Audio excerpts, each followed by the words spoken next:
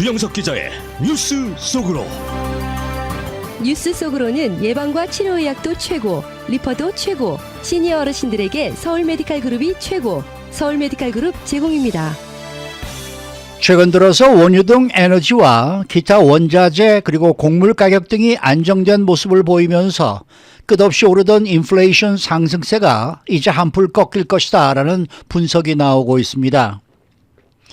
국제에너지기구 IEA와 석유 수출기구 OPEC 그리고 미국 에너지정보국 EIA 등 세계 주요 에너지기관의 올해 원유 수요 전망이 엇갈리고 있는데 산유국들이 원유 공급량을 줄일 수도 있다라는 관측도 나오고 있습니다. 또 미국에서 올해 승인된 신약의 중간값이 25만 달러를 넘은 것으로 나타났습니다. 이 제약업계가 가장 러비 능력이 센 이익 집단이다 보니 약값을 자기들 마음대로 이렇게 높게 정하고 있습니다. 자, 주영석 기자. 안녕하십니까. 미국에서는 인플레이션이 정점을 찍었는지가 가장 관심의 높은 대상인데 이 외부적인 변수가 긍정적으로 좀 나타나고 있는 것 같습니다. 그렇습니다. 아직 인플레이션이 정점을 찍었는지 단정하기는 물론 어려운 상황이고요. 그건 어떤 경제 전문가도 쉽게 정점을 찍었다 아니다 말하기 어렵습니다. 좀 더 많은 이 물가 관련 지표들을 이제 살펴봐야 우리가 좀 더 그럴듯한 추론을 할 수 있을 것 같은데 어찌됐건 이런 가운데 세계적인 물가 흐름, 글로벌 물가 흐름에서는 긍정적인 모습들이 나타나고 있어요. 그렇기 때문에 큰 흐름으로 볼 때는 인플레이션이 정점을 좀 찍지 않았을까 하는 그런 좀 기대를 우리가 해볼 수 있을 것 같습니다. 인플레이션 고공행진의 주범으로 꼽혀온 것이 역시 그 국제 유가를 비롯한 에너지 가격이죠. 그리고 기타 원자재 가격, 또 곡물 가격 등인데 이런 주요한 가격들이 최근 들어서 안정세를 찾아가고 있습니다. 또 많이 내려가고 있고요. 그래서 인플레이션이 이제는 드디어 이제 정점을 찍은 것 같다. 그리고 어느 정도나 빨리 내려갈지 모르지만 일단 내려가는 쪽으로 가지 않겠는가 하는 그런 희망이 좀 커지고 있는 모습입니다. 그러면은 지금 세계 에너지 시장 그리고 원자재 시장 등에서 구체적으로 어느 정도나 가격이 내려간 거예요? 예, 세계적인 물가 흐름이 안정을 찾을 것 같다 하는 좀 낙관적인 우리가 생각을 할 수 있을 정도로 좀 내려가고 있는 것 같아요. 그래서 네. 에너지 가격, 원자재 가격, 곡물 가격 등이 최근에 아주 안정세를 보이면서 그동안 어떻게 보면 물가 급등에 인플레이션 고공행진의 주범들이었다고 할 수 있는데 이런 가격들이 많이 안정이 됐어요. 원자재 가격 같은 경우는 우크라이나 전쟁을 계기로 급등했다가 최근에는 전쟁 이전 수준으로 되돌아왔다고 합니다. 그래서 아주 고무적이고요. 국제유가 같은 경우는 우크라이나 전쟁 이후 3월에 배럴당 130달러까지 치솟아 가지고 2008년 9월 이후 최고치를 기록했는데 3월 이후에 차츰 내려가서 이달 8월이죠. 8월 한때는 배럴당 90달러를 밑돌 정도로 80달러대까지 내려갈 정도로 아주 최근에 한두 달 정도 급락세를 보이고 있습니다. 그리고 기타 원자재도 원유와 마찬가지로 가격 하락세가 뚜렷하게 감지되고 있어요. 블룸버그 통신 보도를 보면 세계 구리 가격이 최근 3개월 동안 12.5% 하락했다는 그런 보도를 하고 있습니다. 그리고 철광석이 19.3%가 내려갔고 니켈이 14.9%, 알루미늄이 9.3%가 내려가서 철광석은 거의 20%가 내려갔고요. 나머지도 한 15%에서 10% 안팎으로 지금 하락을 한 그런 상황입니다. 그래서 원자재 가격도 최근에 많이 좀 내려가고 있고 FAO UN 세계 식량 농업 기구죠.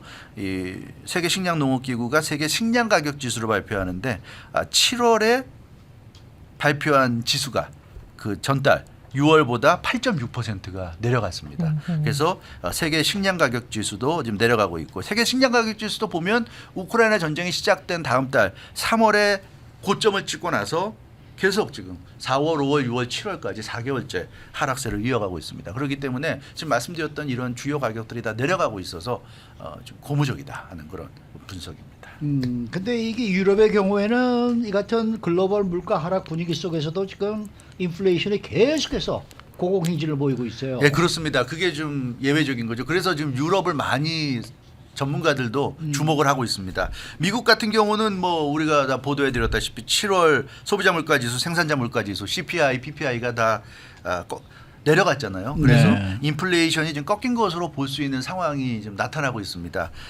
글로벌 시장에서도 말씀드린 대로 원유, 에너지, 원자재, 곡물 등 가격이 내려가면서 인플레이션이 하락세인데 유독 유럽만 지금 예외예요. 유럽만 여전히 인플레이션이 높게 유지되고 있습니다.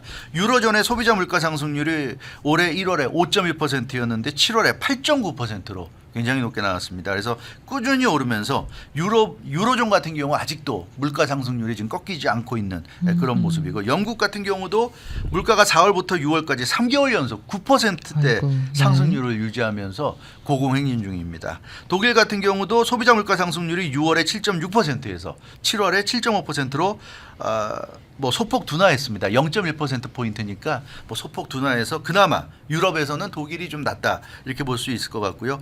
근데 그렇지만 독일도 좀 문제가 독일이 그럼 왜 다른 유럽 국가들보다 나은가 하면 유류세를 인하해 줬고요. 그러니까 이 기름 넣을 때 들어가는 그런 그 세금을 좀 인하해 줬고 저녁에 대중교통 무제한 이용권을 그 혜택을 줬습니다. 그러니까 이런 혜택을 주다 보니까 물가가 높은 것에 비해서 독일 같은 경우는 그 소비자 물가 상승률이 좀 낮을 수가 있었는데 이런 혜택들이 8월 말로 이달 말로 만료가 될 예정입니다. 그러면 다음 달부터 9월부터는 이제 유류세 인하가 사라지니까 유류세가 다시 적용되니까 그만큼 또 뭐 가스 가격이 올라갈 거고요. 대중교통도 이제 돈을 내고 타야 되고 이러다 보니까 독일에서도 물가 압박이 거세질 수 있다는 그런 지금 우려가 나오고 있고 그래서 전반적으로 유럽이 지금 전 세계에서는 물가와 관련해서는 가장 지금 좋지 않은 상황이라고 할 수가 있겠습니다. 네. 이런 상황에서 이제 국제 유가가 최근에 안정세를 보이고 있는데 뭐 앞서 박현경 기자와도 네. 잠깐 얘기를 나눴습니다만은 앞으로는 어떻게 될까요? 상황이 좀 어떻습니까 지금? 예, 그 국제 유가가 최근 들어 계속 하락하면서 네, 배럴당 100달러 밑으로 지금 내려가는 상황인데요. 우크라이나 전쟁이 시작된 직후에 앞서 말씀드렸던 것처럼 3월에 배럴당 130달러를 넘어설 정도로 폭등세를 보였다가 그 이후에 우크라이나 상황이 좀 소강 국면을 맞으면서 점차 가격이 내려갔고 지금은 뭐 배럴당 100달러 아래로 내려가서 90달러대를 보이고 있습니다. 근데 앞으로의 상황에 대해서는 전망이 좀 엇갈리고 있어요. 그래서 국제에너지기구 IEA와 석유수출국기구 OPEC 또 미국 에너지정보국 EIA 등의 예측이 다릅니다. 그래서 이 세 가지 지금 말씀드린 세 가지 기구가 세계적인 주요 에너지 기관들인데 세계 원유 수요 전망이 다 똑같으면 이 세 기구가 다 똑같이 나오면 우리가 좀 그렇구나 그렇게 되겠구나 이렇게 말씀드릴 수 있는데 이 세 기구가 다르기 때문에 이 국제 유가가 또 어떻게 될 건지 우리가 좀 전망하기가 쉽지 않다. 그래서 일각에서는 좀 불안하다 하는 얘기도 나오고 있습니다. 네. 그러면은 지금 이렇게 세계 기관들의 전망이 이렇게 구체적으로 어떻게 지금 다른 거예요? 예, 그거 살펴보면요. IEA 같은 경우 국제에너지기구 같은 경우는 원유 수요 전망치를 상향 조정했어요. 그러니까 수요가 올 하반기에도 많을 것이라고 예측한 겁니다. 그러니까 수요가 많으니까 원유는 계속 뭐 증산을 해야 되고 뭐 이런 지금 얘기를 하고 있고요. 오페크와 EIA 석유수출국 기구와 미국 에너지정보국은 올 하반기에 원유 수요가 위축될 것이라고 전망했어요. 그러니까 IEA와 오페크, EIA는 상반되게 지금 전망을 내놓고 있는 겁니다. 오페크와 EIA는 유럽의 에너지 대란과 세계 경기 침체 전망에 따른 불확실성 때문에 원유 수요가 줄어들 것이다 이렇게 예측하고 있어요. 실제로 러시아가 유럽에 공급하는 천연가스량을 최근에 좀 줄였는데 이 천연가스 가격이 그것 때문에 지금 치솟고 있는 그런 상황입니다.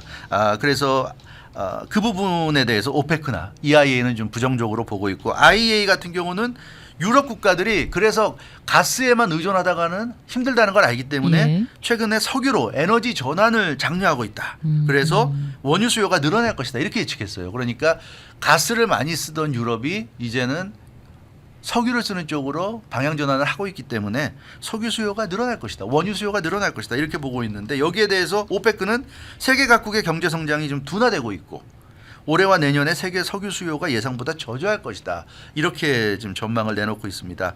그러니까 아껴 쓴다는 거죠. 아껴 쓰고 그러니까 차를 탈 사람들이 차를 안 타고 뭐 예를 들어 그런 식이 되면 원유 사용량이 줄어든다는 거죠. 그래서 오페크는 내년에 2023년에 수요 전망치를 하루에 1억 272만 배럴로 하향 조정했습니다. 올해 글로벌 석유 수요가 하루 9,943만 배럴로 예측을 했는데 그전 보고서보다 한 15만 배럴을 낮췄다.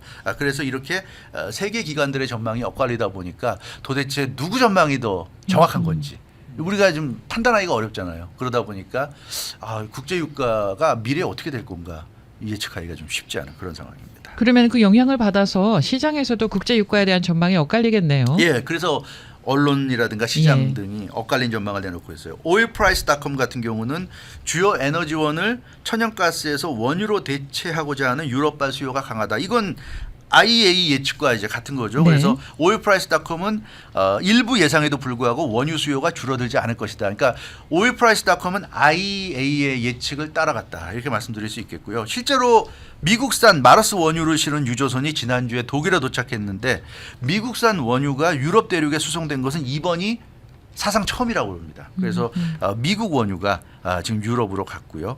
그래서 로이터 통신 같은 경우는 미국 정유사와 송유관 업체 등도 하반기에 원유 수요가 강세를 띨 것으로 그렇게 예상하고 있다는 보도를 했습니다. 왜냐하면 미국의 원유를 그동안 잘 쓰지 않던 유럽까지 지금 가지고 가는 분위기이기 때문에 그렇게 예상하고 있는데 여기에 대해서 블룸버그 퍼스트워드의 줄리안니 석유시장 전략가는 원유 수요가 둔화될 것이기 때문에 유가가 크게 오르지 않을 것이다. 이렇게 좀 전망하고 있습니다. 줄리안니 전략가는 올 1분기에 원유 수요 급증이 지난해 초에 글로벌 경기 위축의 기저효과 때문에 오른 것이다. 그러니까 지난해 워낙 많이 위축됐기 때문에 그 위축된 것 때문에 좀 필요했던 그 소비량이 있었기 때문에 올해 올랐던 것이지 원래 그렇게 오를 것이 아니었다. 근데 이제 어느 정도 그거 필요한 양을 다 썼기 때문에 이제는 그렇게 많이 수요가 나오지 않을 것이다. 이게 줄리안니 전략가의 분석입니다. 그래서 유럽이 천연가스 비축량이 전년보다 더 빠르게 지금 늘어나고 있다는 점도 유가 하락 원인으로 지금 지목하고 있는데 문제는 이런 예측을 하다 보니까 오페크가 앞서 말씀드린 대로 하반기에는 원유 소비량이 줄어들 것이라고 예측했잖아요. 그러면 생산국가 입장에서는 수요가 줄어드니까 공급도 줄여야 되겠구나. 그래서 지금 오펙에서 나오는 얘기는 이제는 감산을 해야 되겠다. 그러니까 미국은 계속 증산을 하라고 그러잖아요. 그 유가를 떨어뜨리기 위해서. 근데 지금 오펙은 감산 얘기가 나오고 있습니다. 그렇기 때문에 이 예상이 왜 중요하냐면 오펙 같은 데서 지금 수요가 줄어들 것이다. 그래서 우리는 원유 생산량을 줄여야 되겠다. 이런 식이 되면 이제 원유 생산량이 줄어들면 유가가 다시 오를 수도 있기 때문에 이제 그런 경우에는 다시 또 물가가 요동칠 수 있다는 점에서 이 오펙이 석유 수요가 줄어들 것으로 예측했다는 거는 조금 불안한 것이 아닌가. 그렇게 우리가 볼 수도 있을 것 같습니다. 네.